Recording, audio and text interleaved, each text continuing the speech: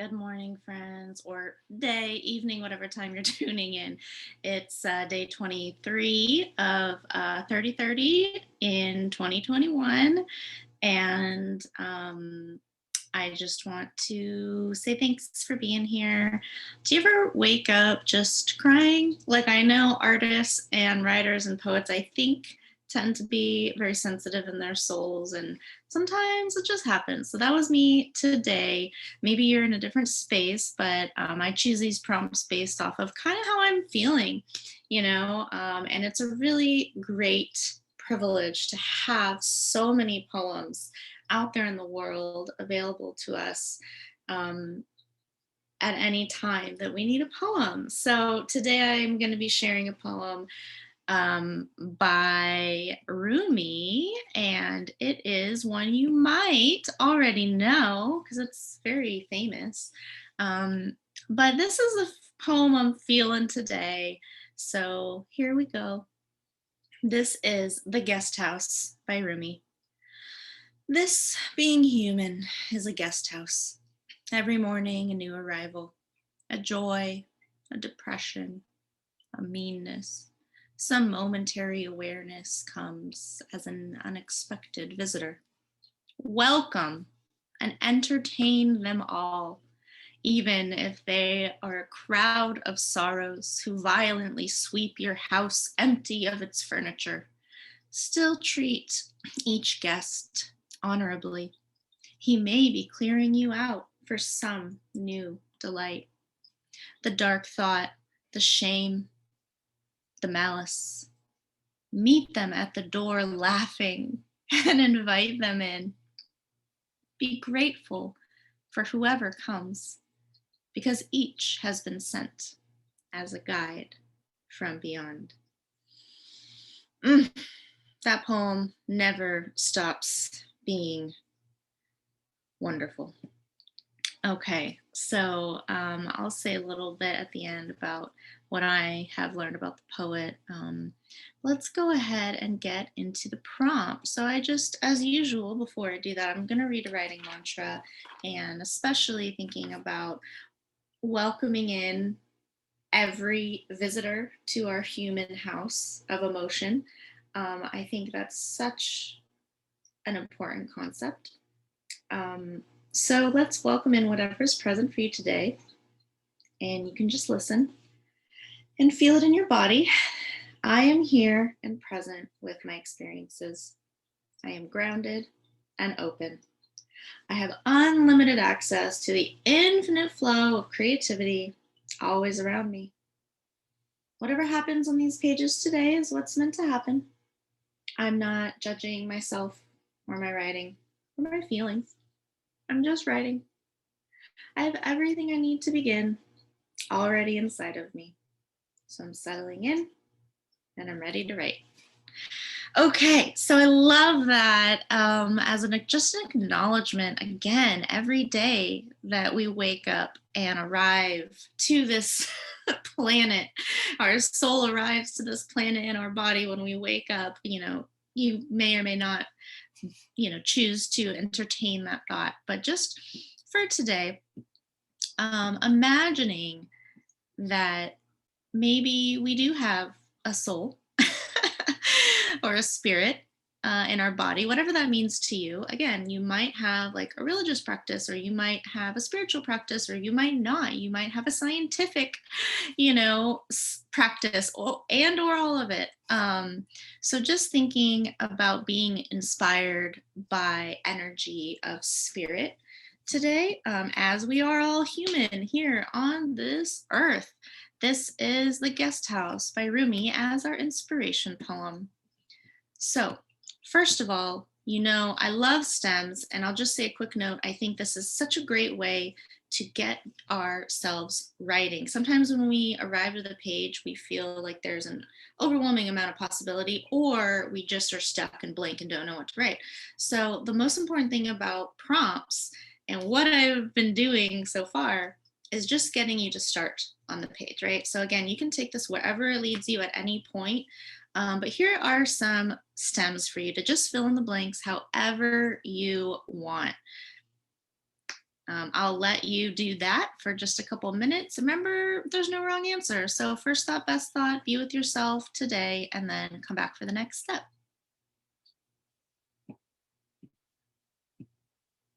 All right. So, free writing is just also a great way to get our pens moving across the page. So, here are some prompts for your free write to feel into yourself today. Think about what dark thought or feeling is present with you today or has been recently. Come on, if you're human, you have some fear, doubt, sadness, sorrow, whatever it means to you, like a negative emotion. It doesn't mean it's a bad emotion, it just means it's, one of those like heavy, difficult, challenging spaces to be in as a human. If that's not resonating with you because maybe you're not in that kind of space and you don't want to go there, that's totally cool as well. Maybe the opposite question would be, what kind of new clarity or openness or joy, of positive feeling have you recently reached? And there might be both, so you can do both of these if you want. And here are some additional prompts that literally we could ask ourselves every single day as a practice. As a human is good, but just for our writing, what are you ready to let go of in your life? What are you ready to welcome in? Or maybe you don't feel like answering that, so that's fine as well. Just let yourself get writing and then come back for the next step. All right, so here we go. Imagining, using the faculty of our imagination, which is like the key piece of poetry. Just imagine today that your spirit, whatever that means to you, resides in some tangible thing or an object or a structure. So something that can is like a container. That's a physical container. So where does your soul reside today? Inside what kind of container? Just conjure an image for where your soul lives currently. First thought, best thought, or take this slow, go through a few until you feel one that you like. It's up to you. But once you get there, so here's just some examples that I thought of. Like, I thought about the guest house. You could work with the image of the house. It could just be a house, it could be a pool house, or like, I don't know why I thought of that. It could be another kind of container for, let's say an animal, like a bird cage. It could be a container for a plant, like a glass vase. So just some kind of container. And you could even do a quick list if you want. I skipped that step, but you can go ahead and do a list and then figure out which one is the most resonant for you today if you want. Remember, pause the video at any time. But once you have an image, take down notes of just whatever this object or structure looks like, etc. All of the five senses that you can. If it's a structure, thinking about structures, how many sides does it have, or is it spherical? What holds it up? Like, how does it exist upon itself? Does it have pillars? Is it, what material is it? Is it glass? Is it plastic, wood? What is usually inside of this thing? What's outside of the thing, and what is the energy like here? How do things move in and out? So just getting you thinking, and then come back for the next final step.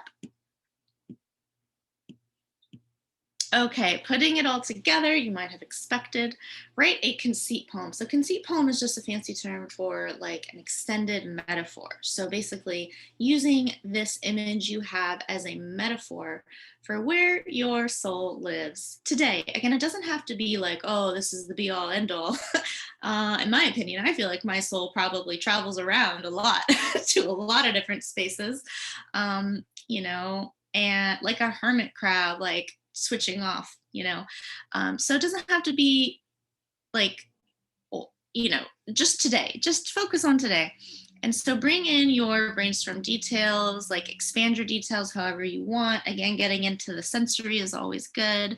And then see if you can use any of your stems from step one, maybe not, or maybe those spark some other kinds of statements. So again, thinking about moving back and forth in your poem between some sort of imagery and some sort of statement. That's something that I tend to like to do a lot. That might not be your primary style, that's totally fine, but it's just something I gravitate towards. So again, just take this however you want. Um, Yeah, and if anything came up in your free write, feel free to just pull from that. The great thing about doing pre-writing, like the quick writes and free writes and stems, is that you already have words on your page to sort of pull in to your poem, so you don't have to feel like you're starting from scratch. So I hope that is interesting to you, and have a good time writing. See where that takes you. And thanks for being here. Oh, yeah. And then finally, you can title your poem with the type of structure it is if you want, like the glass vase, or whatever. So there you go. Okay, so here's the challenging part for me. I actually wanted to do the guest house like 2 weeks ago, and I got a little bit stuck because when I was researching Rumi, I realized there is so much information that I got overwhelmed because just as a starting point, Rumi was an ancient, I guess if you could say, um, uh, uh, Persian poet who lived from 1207 to 1273. And I'm going to butcher this name because this is like where my limits of understanding are, and I feel embarrassed about it, but I'm just going to try my best. Jalal al-Din Rumi was his full name. Or it looks like he has a couple of different names. Anyway, he was born in Afghanistan, on the eastern edge of the Persian Empire, and descended from a long line of Islamic intellectuals and mystics. So Rumi is considered a mystic poet and has been called, actually, I read it, across, very famous, like one of the most popular, actually, poets in, I think, like, I want to say the world, but don't take my word for it. Anyway, the reason why I got a little bit stuck is because I started reading some articles about how, like, Islam was erased from the popularity of Rumi, and I don't know how to approach that topic. I think it's something we should definitely be thinking about. But as someone who's not a scholar on mystic poets, on Islamic poets, or on Rumi, I do not feel qualified to speak at length about this topic, but I will include some sources in the description if you want to investigate that, because I think it is essential to consider as we are talking about reading an ancient, mystic, Islamic, or, Muslim, Sufi poet. I think those are all the right terms, but I might be wrong. So if I am wrong about any of this, I apologize. I do not have a very strong background in this topic, but I do think it's worth considering and reading about. But I didn't want to let that stop me. I didn't want my lack of knowledge to stop me from bringing in this poem. So I will just bring this as a note for anyone who would like to study Rumi or read more work by this poet, because I think Rumi, this poem, I don't remember the first time I came across it, but I do remember the feeling I had when I came across it. And to imagine that this poet was writing, what is that, 600 years ago, and is one of the most popular poets in the United States, is really pretty incredible. Anyway, I love this poem. It's one of those poems that lifts me up when I'm having a bad day, when I'm feeling the sadness or the despair or the, whatever it is. And I think as humans, we naturally want to push off those negative emotions. We don't want to feel them. It's wired into our biology. Hi, kitty. That we want to avoid pain and seek pleasure. However, I think it's so wise. I think this poem is so wise, to remind us that all of those negative feelings are part of being human. I don't think there's any human who lives at any point in time or space who does not experience negative feelings in their life. Now, I'm not even going to go into thinking or talking about the medical aspects of that. Um, that's just a different conversation. But in general, the idea of this poem is to welcome all of the human experiences that we have. And I have experienced this in my life. A lesson from some of my spiritual teachers, which is to welcome it in, acknowledge it, look at it, feel it deeply rather than try and repress it. And of course, again, there's times when you need to repress it, and that's all everybody's individual decision at any moment in their life, but at some point, I think accepting our experiences, accepting our feelings and our emotional responses to our experiences as an individual human, um, understanding that every individual human has their own is really profound, to remember. It sounds obvious, but sometimes we forget when we're in our emotional body. So anyway, the guest house is a truly uplifting poem for me, especially this idea that welcoming all of these feelings in, it allows them to be released and allows them to be transformed, and cleared, to allow space for new things to come in. So please, read more about this amazing poet. And thank you for being here and writing. So I think that's it. Have a good one.